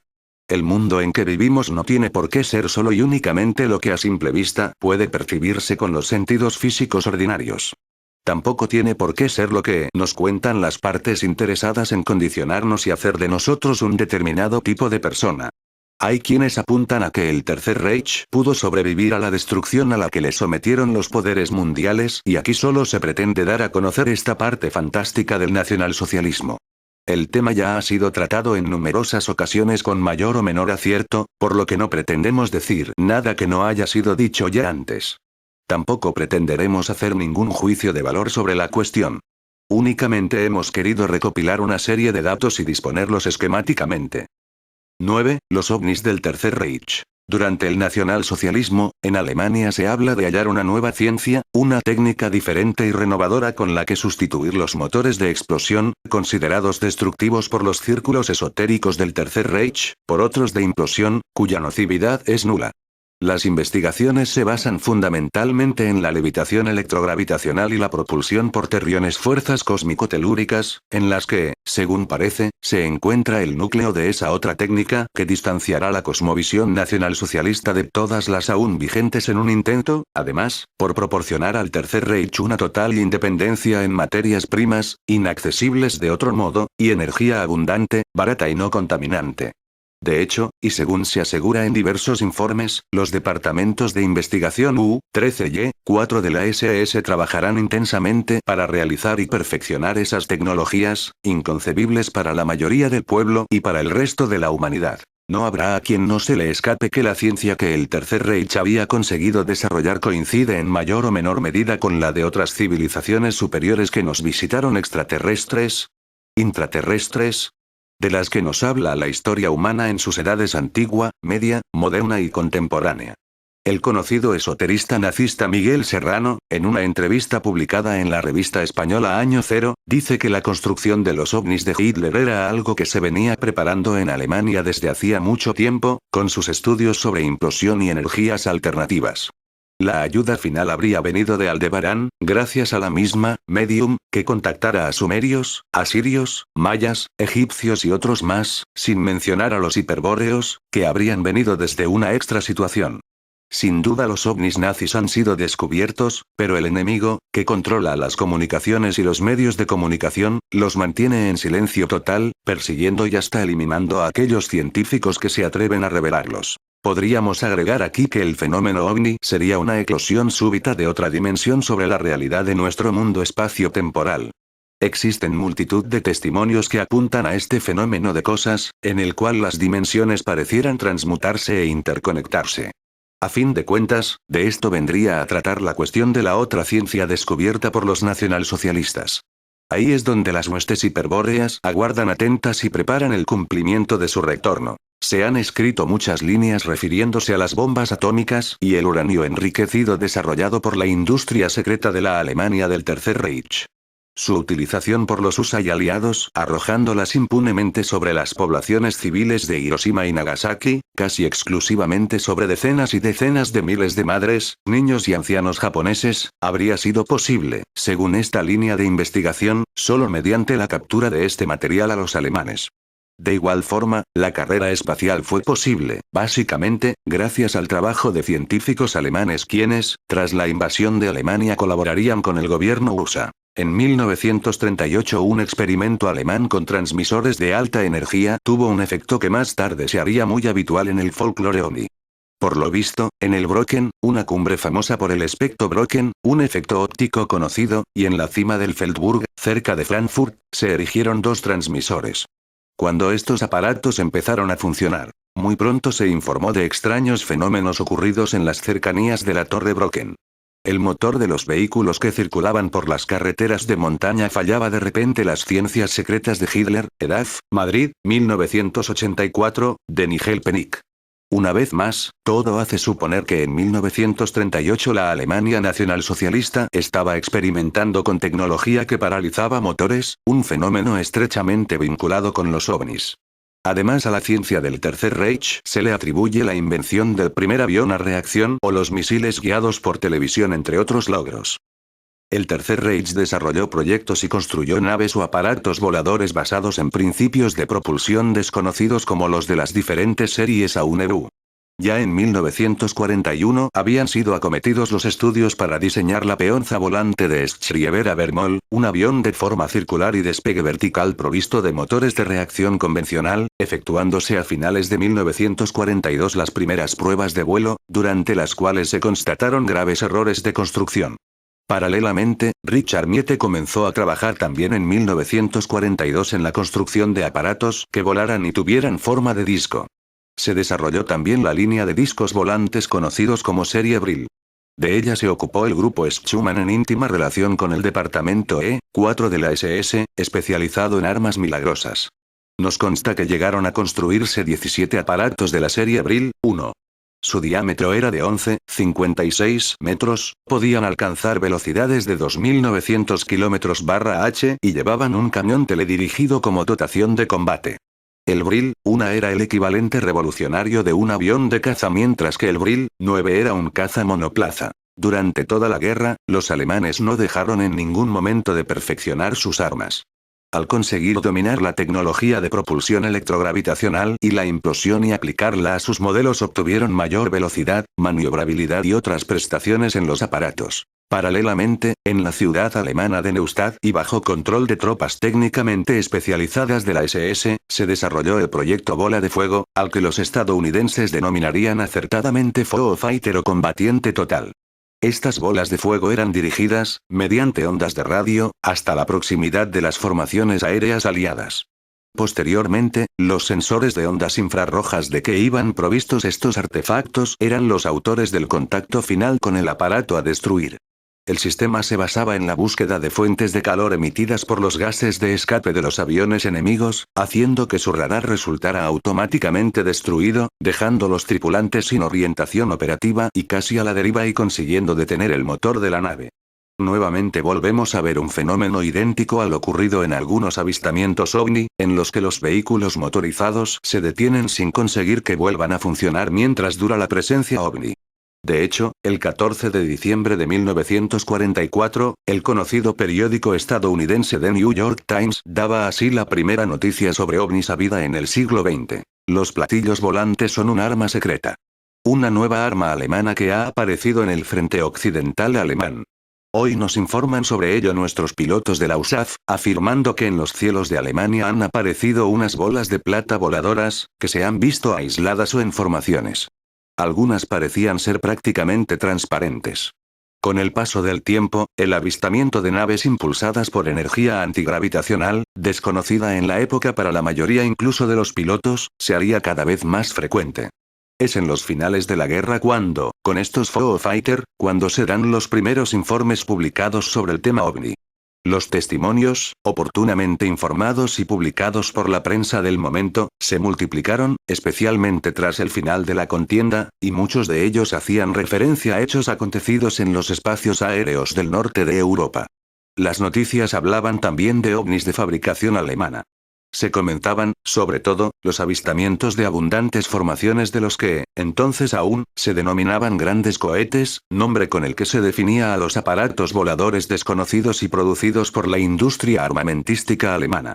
Especialmente numerosos fueron los testimonios de avistamientos procedentes de Escandinavia, donde se instalaron varias y poderosas guarniciones alemanas que permanecieron allí hasta el final mismo de la guerra, ya que nunca resultarían directamente atacadas ni vencidas por los aliados. En 1947 reaparecieron diversos informes, entre otros el conocido caso Roswell, aunque con menor asiduidad. El gobierno USA y sus satélites se limitarán por sistema a desmentir todos los casos y a lanzar justificaciones ridículas a toda la casuística. Sin embargo, pasados algunos años, los avistamientos habrían de aumentar tanto en frecuencia como en número y en variedad. ¿Qué secreto encierra o se oculta tras todo esto? Parece claro que los prototipos alemanes consiguieron volar y se utilizaron en aquella época. Pero, ¿continúan haciéndolo hoy? Si comparamos las fotografías de ovnis tomadas en distintos lugares en nuestros días, podemos observar una enorme semejanza entre ellos y los artefactos que, según diversos informes oficiales, proyectaron y construyeron los alemanes nacionalsocialistas. Prueba de ello es que, con motivo de uno de los primeros discos voladores avistado en Praga a comienzos de 1945, la prensa asociaba totalmente el fenómeno a los alemanes, titulando así la noticia: "Los discos voladores inventados en Alemania". Sin embargo, al poco tiempo, movidos tal vez por la ciencia ficción de moda en la época o quién sabe si por otras oscuras intenciones, los gobiernos, y por consiguiente la prensa, comenzaron a especular sobre el peligro de invasión extraterrestre. Pero, años después de que los rumores sobre visitantes del espacio se extendieran por todo el planeta, la revista estadounidense Examiner volvía a la tesis de finales de la guerra en un artículo publicado el 26 de mayo de 1988 bajo el título El misterio de los ovni desvelado. Y en el que se decía, el secreto de los ovni estaba ya resuelto hacía mucho tiempo, si es que existió alguna vez. Los extraterrestres son en realidad nazis que desean reedificar su imperio. Los gobiernos del mundo están perfectamente informados de todo este asunto y, por ello, callan, y al mismo tiempo, están verdaderamente aterrorizados. En diversas fotografías tomadas por George Adamski en 1952, en un platillo volante aparece claramente visible el signo del sol negro o la esvástica de los nacionalsocialistas, lo que hizo que se adoptaran medidas enérgicas y urgentes. En un documento de la CIA conocido gracias a una filtración, se decía que ha sido estructurada una red de información a nivel mundial y se han cursado órdenes a las principales bases aéreas militares bajo nuestro control para localizar, interceptar y abatir los ovni. Todo este tipo de información debe ser cuidadosamente ocultado y preservado del acceso público a fin de evitar un pánico general. A partir de entonces las fotografías sobre discos voladores serán confiscadas o publicadas sistemáticamente como falsas. Además, se programó una campaña destinada a atribuir un origen extraterrestre a los ovni y a promover evidencias de la normalidad de visitas extraterrestres a lo largo de la historia. De esta forma se evitaba que se relacionara a los ovni con el Tercero Reich o el nacionalsocialismo y se minimizaba, por tanto, la sensación de pánico mundial. Aunque existen numerosas narraciones ridículas sobre ovni que tienen por protagonistas a hombrecillos verdes y extraños seres monstruosos, hay otros testimonios que deberían ser tenidos en cuenta. Es el caso de un californiano, comerciante de cereales, que aseguró haber visto un ovni posado en tierra y haber oído nítidamente a los tripulantes de la extraña nave hablar en correcto alemán y no en ningún idioma marciano. El gobierno estadounidense reaccionó inmediatamente intentando impedir una mayor difusión de estos datos y a pesar de comprobarse que ese hombre era sincero en sus manifestaciones y que gozaba de una perfecta salud mental, se le apartó de la vida pública, fue internado en una prisión y se procedió a eliminar todas las huellas de sus manifestaciones. 10. De Alemania a la Antártida. En 1938, y bajo el mando del capitán Alfred Richter, el Tercer Reich envió una importante expedición a la Antártida. Su objetivo era realizar una precisa cartografía aérea, obtenida por fotogrametría, que cubría la mayor parte del continente.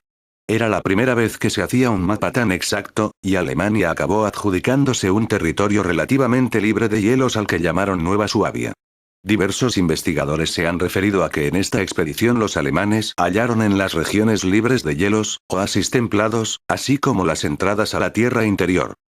A finales de la guerra los alemanes habrían desarrollado un submarino excepcional, construido de forma modular por medio de una especie de rodajas ensambladas.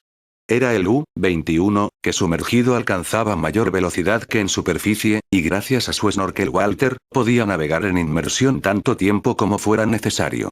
Su tecnología era tan avanzada que los americanos no pudieron alcanzarla hasta los años 60 con sus submarinos nucleares. En Kiel se construyeron 120 unidades de este modelo, de los cuales solo tuvieron oportunidad de entrar en combate 10. Otros 10 no llegaron a botarse. Nadie sabe dónde fue a parar el centenar restante, que aparentemente desapareció sin que ningún buque o avión aliado apareciera como autor del hundimiento. La existencia real de estos submarinos fue algo exhaustivamente comprobado por las autoridades aliadas a través de la documentación de los registros del material de construcción y por ciertas piezas auxiliares. Uno de esos sumergibles, que había sido hundido por su propia tripulación, fue recuperado por la Armada alemana, pudiendo ser actualmente admirado como pieza de museo en Kiel. Algunos creen que estos submarinos desaparecidos sirvieron para transportar personal y material a una base secreta de la Antártida, donde los alemanes habrían construido un refugio inexpugnable. Karl Dönitz, quien, en enero de 1943, fue designado por Hitler para suceder a Raeder como gran almirante, ocupando además el puesto de jefe de Estado Mayor de la Kriegsmarine, ese mismo año daría a conocer una sensacional novedad. La flota submarina alemana está orgullosa de haber establecido un paraíso terrestre secreto, una fortaleza inexpugnable para el Führer en un lugar del mundo. La existencia de esta base daría lugar en 1947, 2 años después de concluida la guerra, a una expedición de marcado carácter militar comandada por el almirante Richard Byrd, USA, con una flota integrada por un portaaviones, un crucero, varias fragatas de choque de 4.000 marines. Número desproporcionado para una supuesta expedición geográfica. El almirante, que contaba con medios y tiempo ilimitados, y en un principio había planificado permanecer 8 meses allí, después de perder varios aviones, a las 8 semanas tuvo que abandonar apresuradamente la Antártida. ¿Qué ocurriría para que el almirante Byrd, una persona nada pusilánime y con probada experiencia en expediciones, abandonara su misión? También queremos mencionar la extraña historia de los submarinos alemanes U-530 y U-977 que se rindieron en Argentina. El 10 de julio de 1945, 2 meses después del fin de la guerra en Europa, se presenta de improviso en el Mar del Plata el U-530, al mando del teniente de navío Otto Bermuth. Esto llevó a muchos a la sospecha de que Hitler y otros dirigentes del Tercer Reich podían fácilmente haberse librado de la persecución de los aliados, por ejemplo, a bordo de cualquier submarino.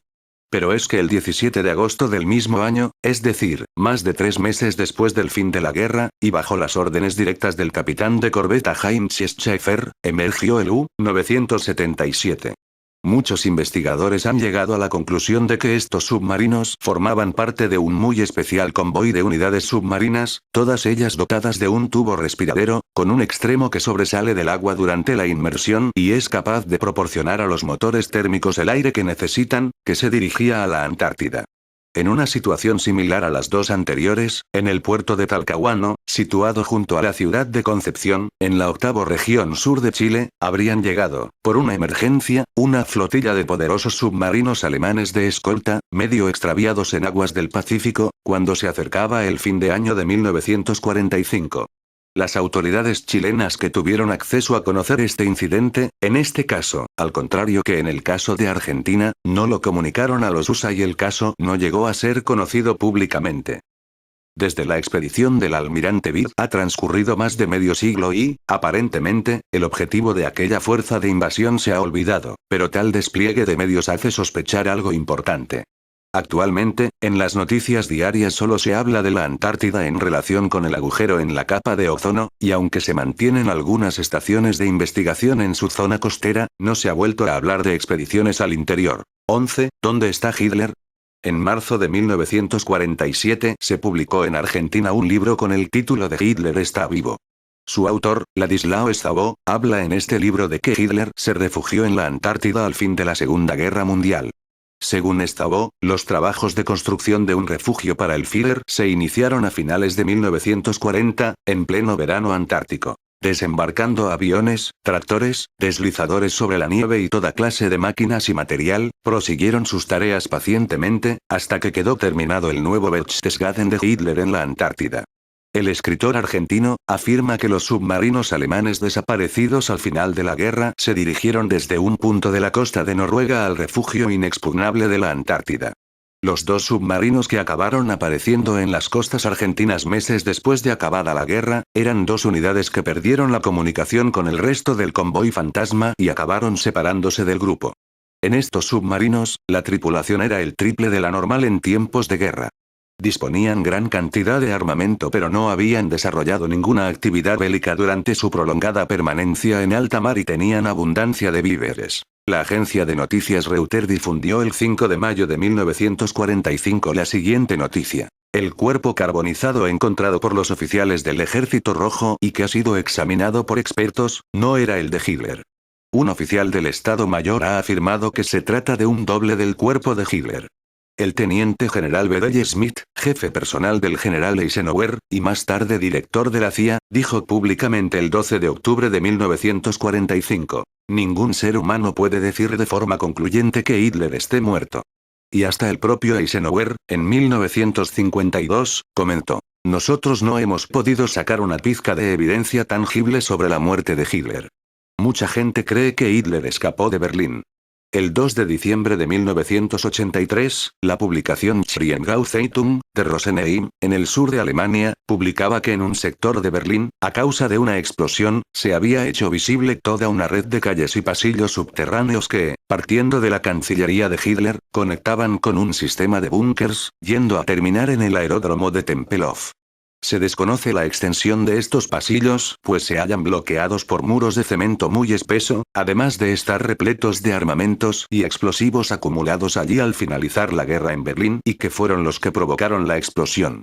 Según Miguel Serrano, los trabajos de construcción de estos túneles fueron realizados por la organización TOT y dirigidos por Albert Speer, quien nunca los revelara, ni siquiera en sus memorias y a pesar de su traición.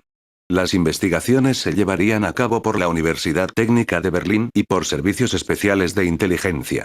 Las calles subterráneas permitían transitar a autos pequeños. Los expertos creen que el sistema de túneles, laberintos y búnkers fue construido para facilitar la salida de Berlín a Hitler. Según esto, se comprendería que ni Hitler ni Bormann ni ningún otro dirigente del nacionalsocialismo habría necesitado escapar por las calles exteriores y cuán absurdas aparecen las declaraciones sobre Bormann muerto al tratar de escurrirse del búnker detrás de un tanque. Todas esas declaraciones fueron preparadas especialmente. La conexión del búnker de la Cancillería con el aeródromo de Tempelhof, a 2 kilómetros de distancia, era directa y segura. Adolf Hitler, el último avatar. Miguel Serrano. De esta manera, toda la versión oficial de los aliados comunistas, sobre un Adolf Hitler desquiciado y acobardado suicidándose mediante un disparo en la cabeza en el búnker de Berlín, carecería de credibilidad, entendiéndose como propaganda de guerra. En los primeros tiempos inmediatamente posteriores al final de la guerra no se creía en el suicidio de Hitler en el búnker. En una encuesta realizada en 1947 en USA, el 60% de los encuestados manifestaban creer que estaba aún vivo. Varios libros le hacían aparecer en Tíbet o, como hemos dicho, en la Antártida. Otto Skorzeny, oficial de los comandos especiales de las Waffen-SS, es especialmente conocido por el rescate de Mussolini en la cumbre del Gran Sasso, donde le tenían prisionero los militares de Badoglio, al final de la guerra. Participó también en la ofensiva de las Ardenas o en la defensa del Vístula, entre otras muchas batallas. Esperó en Berchtesgaden el arribo del Führer, pensando librar allí la última batalla y morir junto a él. Cuando todo hubo terminado, se entregó como prisionero a los norteamericanos. Cuenta en sus libros que la pregunta obsesiva que sus interrogadores le hicieron era: ¿dónde llevó a Hitler? ¿Dónde lo ocultó? De Skorzeny podía creerse todo. ¿Quién mejor que él para sacar a Hitler de Berlín y llevarlo a algún lugar secreto de la Tierra? Esto es lo que pensaban los aliados, desde soviéticos a norteamericanos. Pero Skorzeny no lo sabía y tampoco pensaba que Hitler estuviera vivo. Sin embargo, ni los propios soviéticos creían que Hitler hubiera muerto en el búnker. Cuando los rusos entran en el búnker de Berlín, hallan más de 10 cadáveres repartidos en la vecindad semicarbonizados, todos con restos de uniformes iguales a los de Hitler. Stalin declaró al secretario de Estado norteamericano de aquellos días, Cordelli: Hitler no está muerto, está vivo en alguna parte. No hemos encontrado el cadáver que pueda asegurarnos su muerte. Es por esto que a finales de 1946, los USA envían la expedición militar y naval a la Antártida, bajo el mando del almirante Richard Byrd, pues los aliados estaban seguros de que Hitler se encontraba en alguno de los misteriosos oasis de aguas templadas, descubiertos en 1938 por la expedición alemana del capitán Alfred Richter, en las tierras antárticas de la Reina Maud o Nueva Suabia. 12. Borrando todo rastro. Se sabe que, desde luego, a principios de mayo de 1945 todos los centros alemanes de investigación reciben la orden de destruir toda evidencia sobre proyectos de armas secretas en desarrollo. Ya en aquella época está documentado que los alemanes eran poseedores del cohete A-9, capaz de mantener un astronauta en órbita permanente en torno a la Tierra. Los más de 100 submarinos U-21, de los cuales está documentada su existencia, no fueron encontrados jamás. Su destino hubo de ser pues algún lugar inaccesible del mundo y, cómo no, nos atrevemos a pensar que su finalidad fue el transporte de material a las tierras alemanas de la Antártida. Ahí, en tierras de Nueva Suabia libres de hielo, el Tercer Reich construyó en el mayor secreto, una colonia en la que se instalaron miles y miles de personas especialmente escogidas según sus capacidades. La inaccesibilidad de ese territorio permitió a los nazis desarrollar los proyectos secretos del Tercer Reich. Desarrollaron su otra ciencia, haciendo de ese lugar un ambiente hermoso de habitar, a la luz del sol de medianoche y de las místicas auroras boreales. Si esto fuera así, tendríamos una explicación para estos ovni tripulados por hombres de rasgos nórdicos, vistos particularmente después de terminada la Segunda Guerra Mundial y también en la actualidad. Miguel Serrano, máximo representante del hitlerismo esotérico, nos habla de que la Tierra tendría una conformación diferente a la oficialmente difundida, siendo que no es maciza sino es hueca, y que Hitler y el Tercer Reich realizaron esfuerzos por entrar en contacto con esta Tierra interior y el mundo de Agartha, tanto a través de los polos como a través de conducciones subterráneas de diversas partes del planeta, como Akakor, en la Amazonía andina, el Tíbet y demás. El cada vez mayor convencimiento de que existen aberturas polares que conducen a este mundo interior, hace también pensar en la posibilidad de que la expedición de Richter llegara a descubrirlo.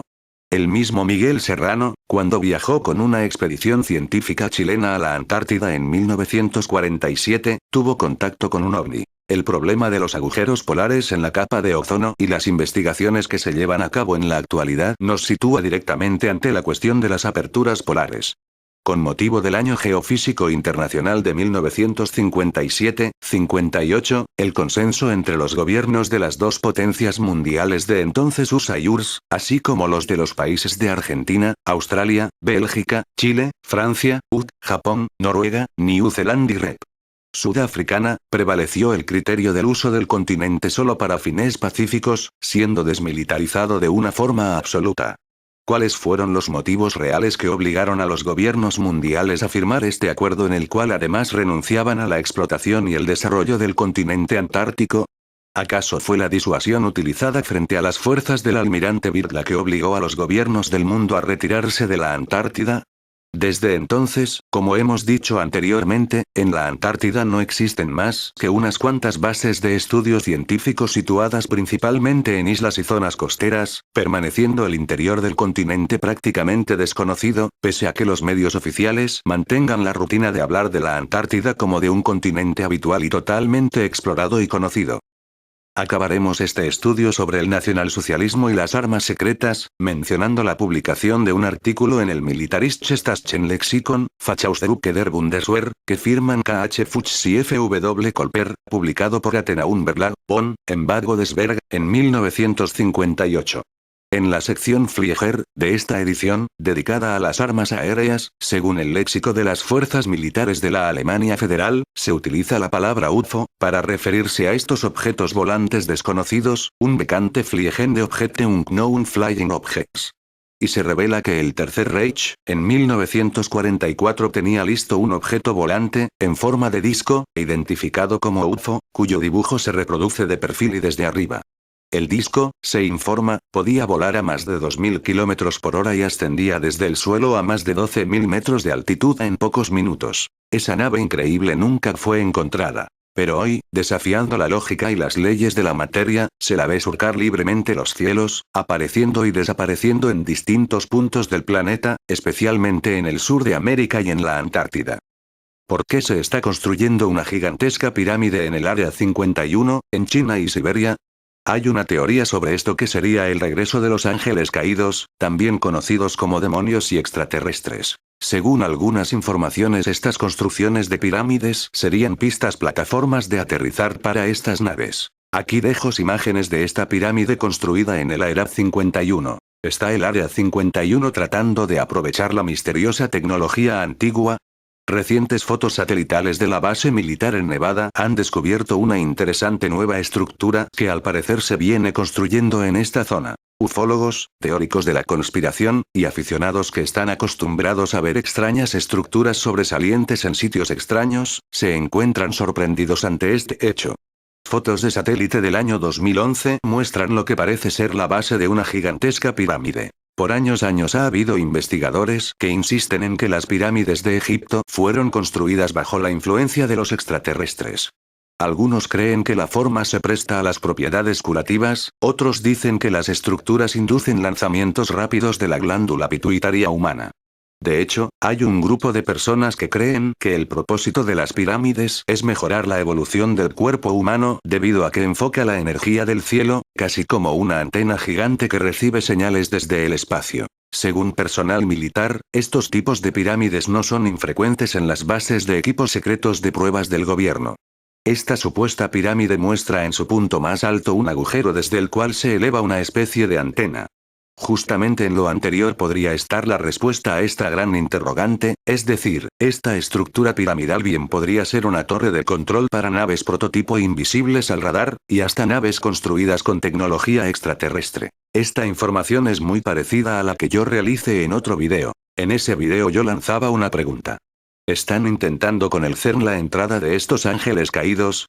Como muestra de todo esto, escuchar toda esta información. Un informe extraordinario elaborado por el Comité Científico Militar de las Fuerzas Armadas, MSC, en los ensayos apenas terminados del Almazán y del proyecto Alta Energía, del sistema de armas de energía láser dirigido por el 27mo Instituto Central de Investigación, 27, CRI, afirma que de inmediato se necesita la alianza de los aliados de la Federación Rusa, India, China y Brasil para defender nuestro planeta contra la dispersión de entidades interdimensionales que pronto podrían intentar recapturar la Tierra. Es importante señalar sobre este informe cuáles son las referencias de estas entidades interdimensionales. Estos se remontan a la Gran Guerra Patria, la Segunda Guerra Mundial, cuando entonces los servicios de inteligencia soviéticos confirmaron que los regímenes nazis alemanes tenían un enlace de comunicación con los ángeles caídos demonios, pero los registros más antiguos de nuestro planeta se refieren como los dioses.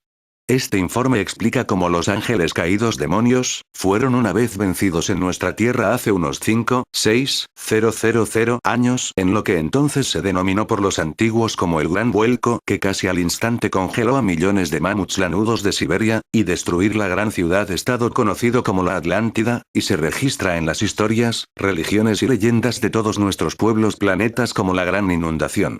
Sin embargo, lo más importante, que fue destruido en el Gran Vuelco, fue la principal área geográfica habitada de la Tierra por estos ángeles caídos demonios, ubicado en el subcontinente indio, a través de la cordillera del Himalaya a lo que es hoy Ucrania, y cuya descendencia humana se conoce como la raza aria. Los dos grandes epopeyas en sánscrito de la India antigua, el Mahabharata y el Ramayana, el informe explica, y detalla plenamente las interacciones de estos ángeles caídos demonios con la raza aria, incluyendo el uso de su vehículo de aire llamado Vimana espacio descrito como un aparato que puede ir por su propia fuerza, de un lugar a otro o el globo a globo.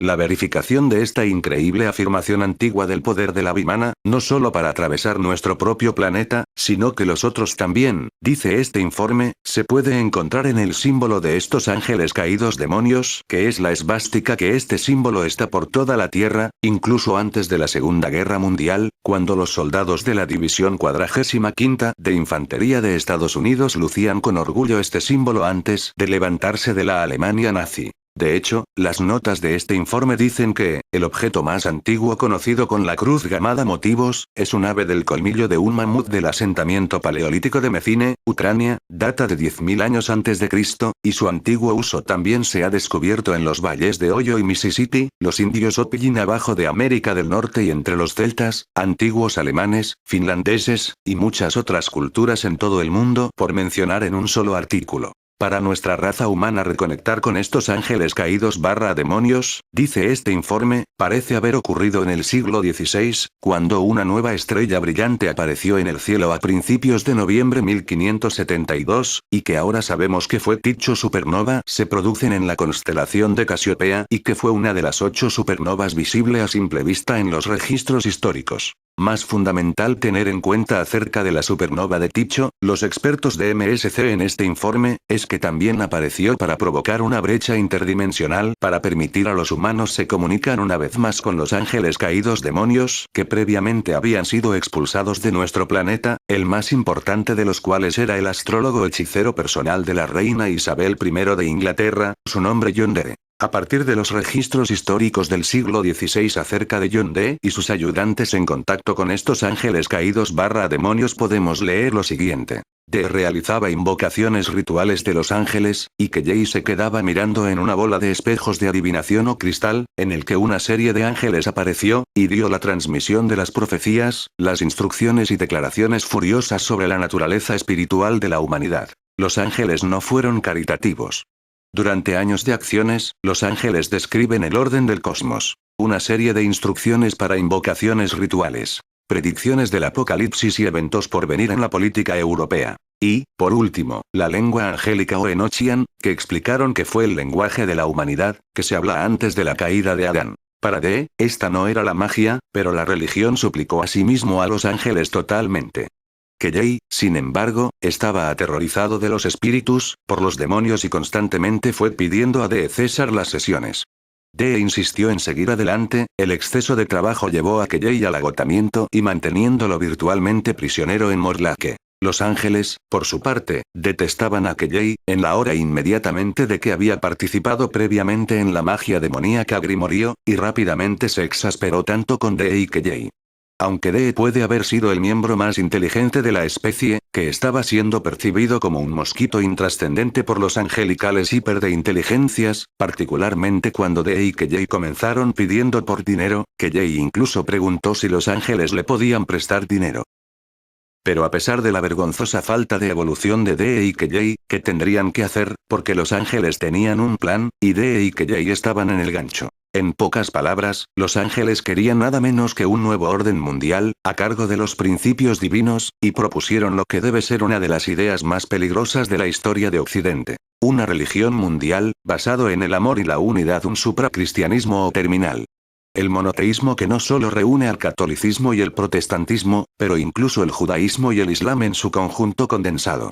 Todo hecho posible, por supuesto, por la tecnología de los ángeles que habían establecido contacto individual directo con los agentes espirituales de Dios en lugar de confiar en la escritura de la autoridad terrestre. Combinado con la fundación, de ya había sentado las bases para un temporal del nuevo orden mundial bajo el mando de Isabel, esta nueva religión uniría las almas de todo el mundo, fusionando toda la humanidad en un estado y una iglesia, todos dirigidos por los mismos ángeles, la Nueva Jerusalén. Así ferviente eran los ángeles que comandaban a D y Kelley a presentarse a la corte del emperador Rodolfo II, decirle que estaba poseído por demonios, y ordenarle que prestara atención al mensaje angélico.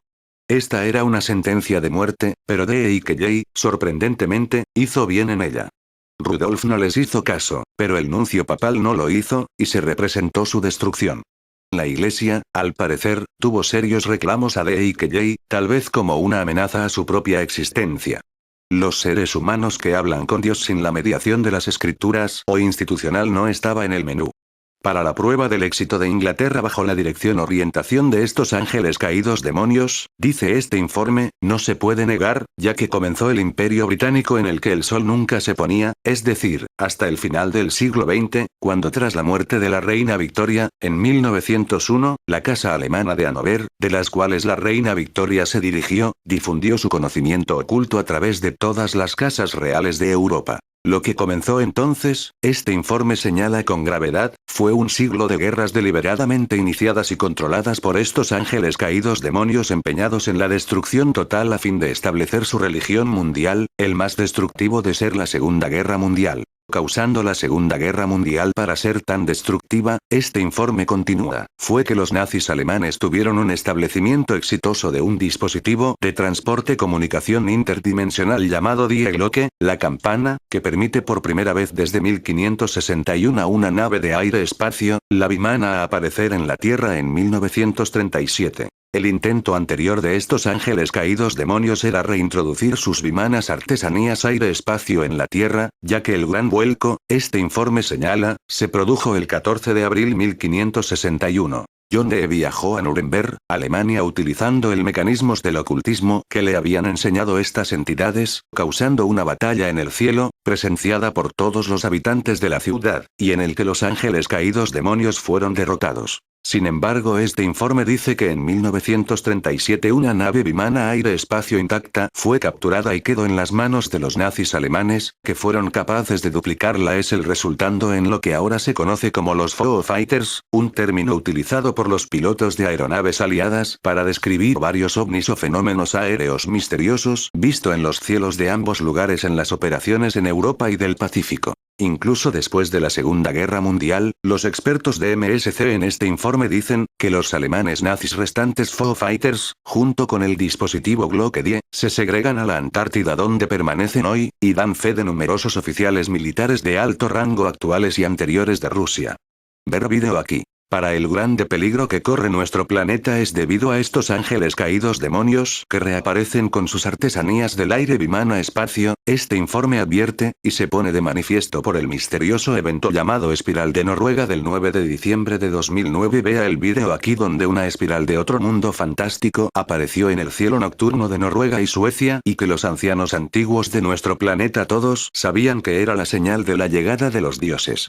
Igual de fundamental tener en cuenta acerca de la espiral de Noruega 2009, expertos del MSC, es que a pocos días de que se produzcan no decenas, sino más misteriosos cráteres en Siberia, algunos objetos precipitándose al espacio como uno de ellos siendo rastreado esta semana donde se ha tomado una órbita alrededor de nuestro Sol. El pasado agosto de 2014, el presidente Putin clasifica como una amenaza nacional cualquier noticia e información relativa a estos misteriosos cráteres en erupción desde debajo de Siberia. Este informe hace nota, sin embargo, se afirma, además, que lo que ahora se llama el evento de meteoro de Chelyabinsk del 15 de febrero 2013, que explotó con 20 a 30 veces más energía de la que fue liberado de la bomba atómica detonada en Hiroshima. Ver vídeo aquí, fue, basado en la trayectoria orbital, en realidad fue un aparente ataque contra la región de Siberia, donde estos misteriosas artesanías se están poniendo en marcha desde ya, y era exactamente igual que el del 30 de junio 1908 donde ocurrió un ataque de meteoros en esta misma región que ahora se llama el evento de Tunguska. Además, y quizás lo más preocupante aún, de este informe que concluye, como entre Estados Unidos y la UE intenta demonizar al presidente Putin y enredar a Rusia en la guerra, de hecho, una mascarada elaborada diseñados para que estos poderes occidentales pueden invadir Siberia para destruir y desmantelar lo que parece ser un antiguo sistema de defensa diseñado para proteger nuestro planeta de estos ángeles caídos demonios que están ahora en el escenario con el control de casi todos los países occidentales en la Tierra. Y por último, aunque no se refiere exactamente en este informe MSC, los científicos occidentales parecen comenzar la preparación de sus ciudadanos para lo que está por venir, con la publicación de numerosos trabajos científicos. El año pasado demuestra que existen mundos paralelos e interactuar con nuestro mundo, una posición que declaró en primer lugar el reconocido científico francés e investigador OVNI Jacques Vallée, quien hace décadas advirtieron que los comúnmente llamados alienígenas de otros mundos pueden, de hecho, ser ángeles caídos y demonios.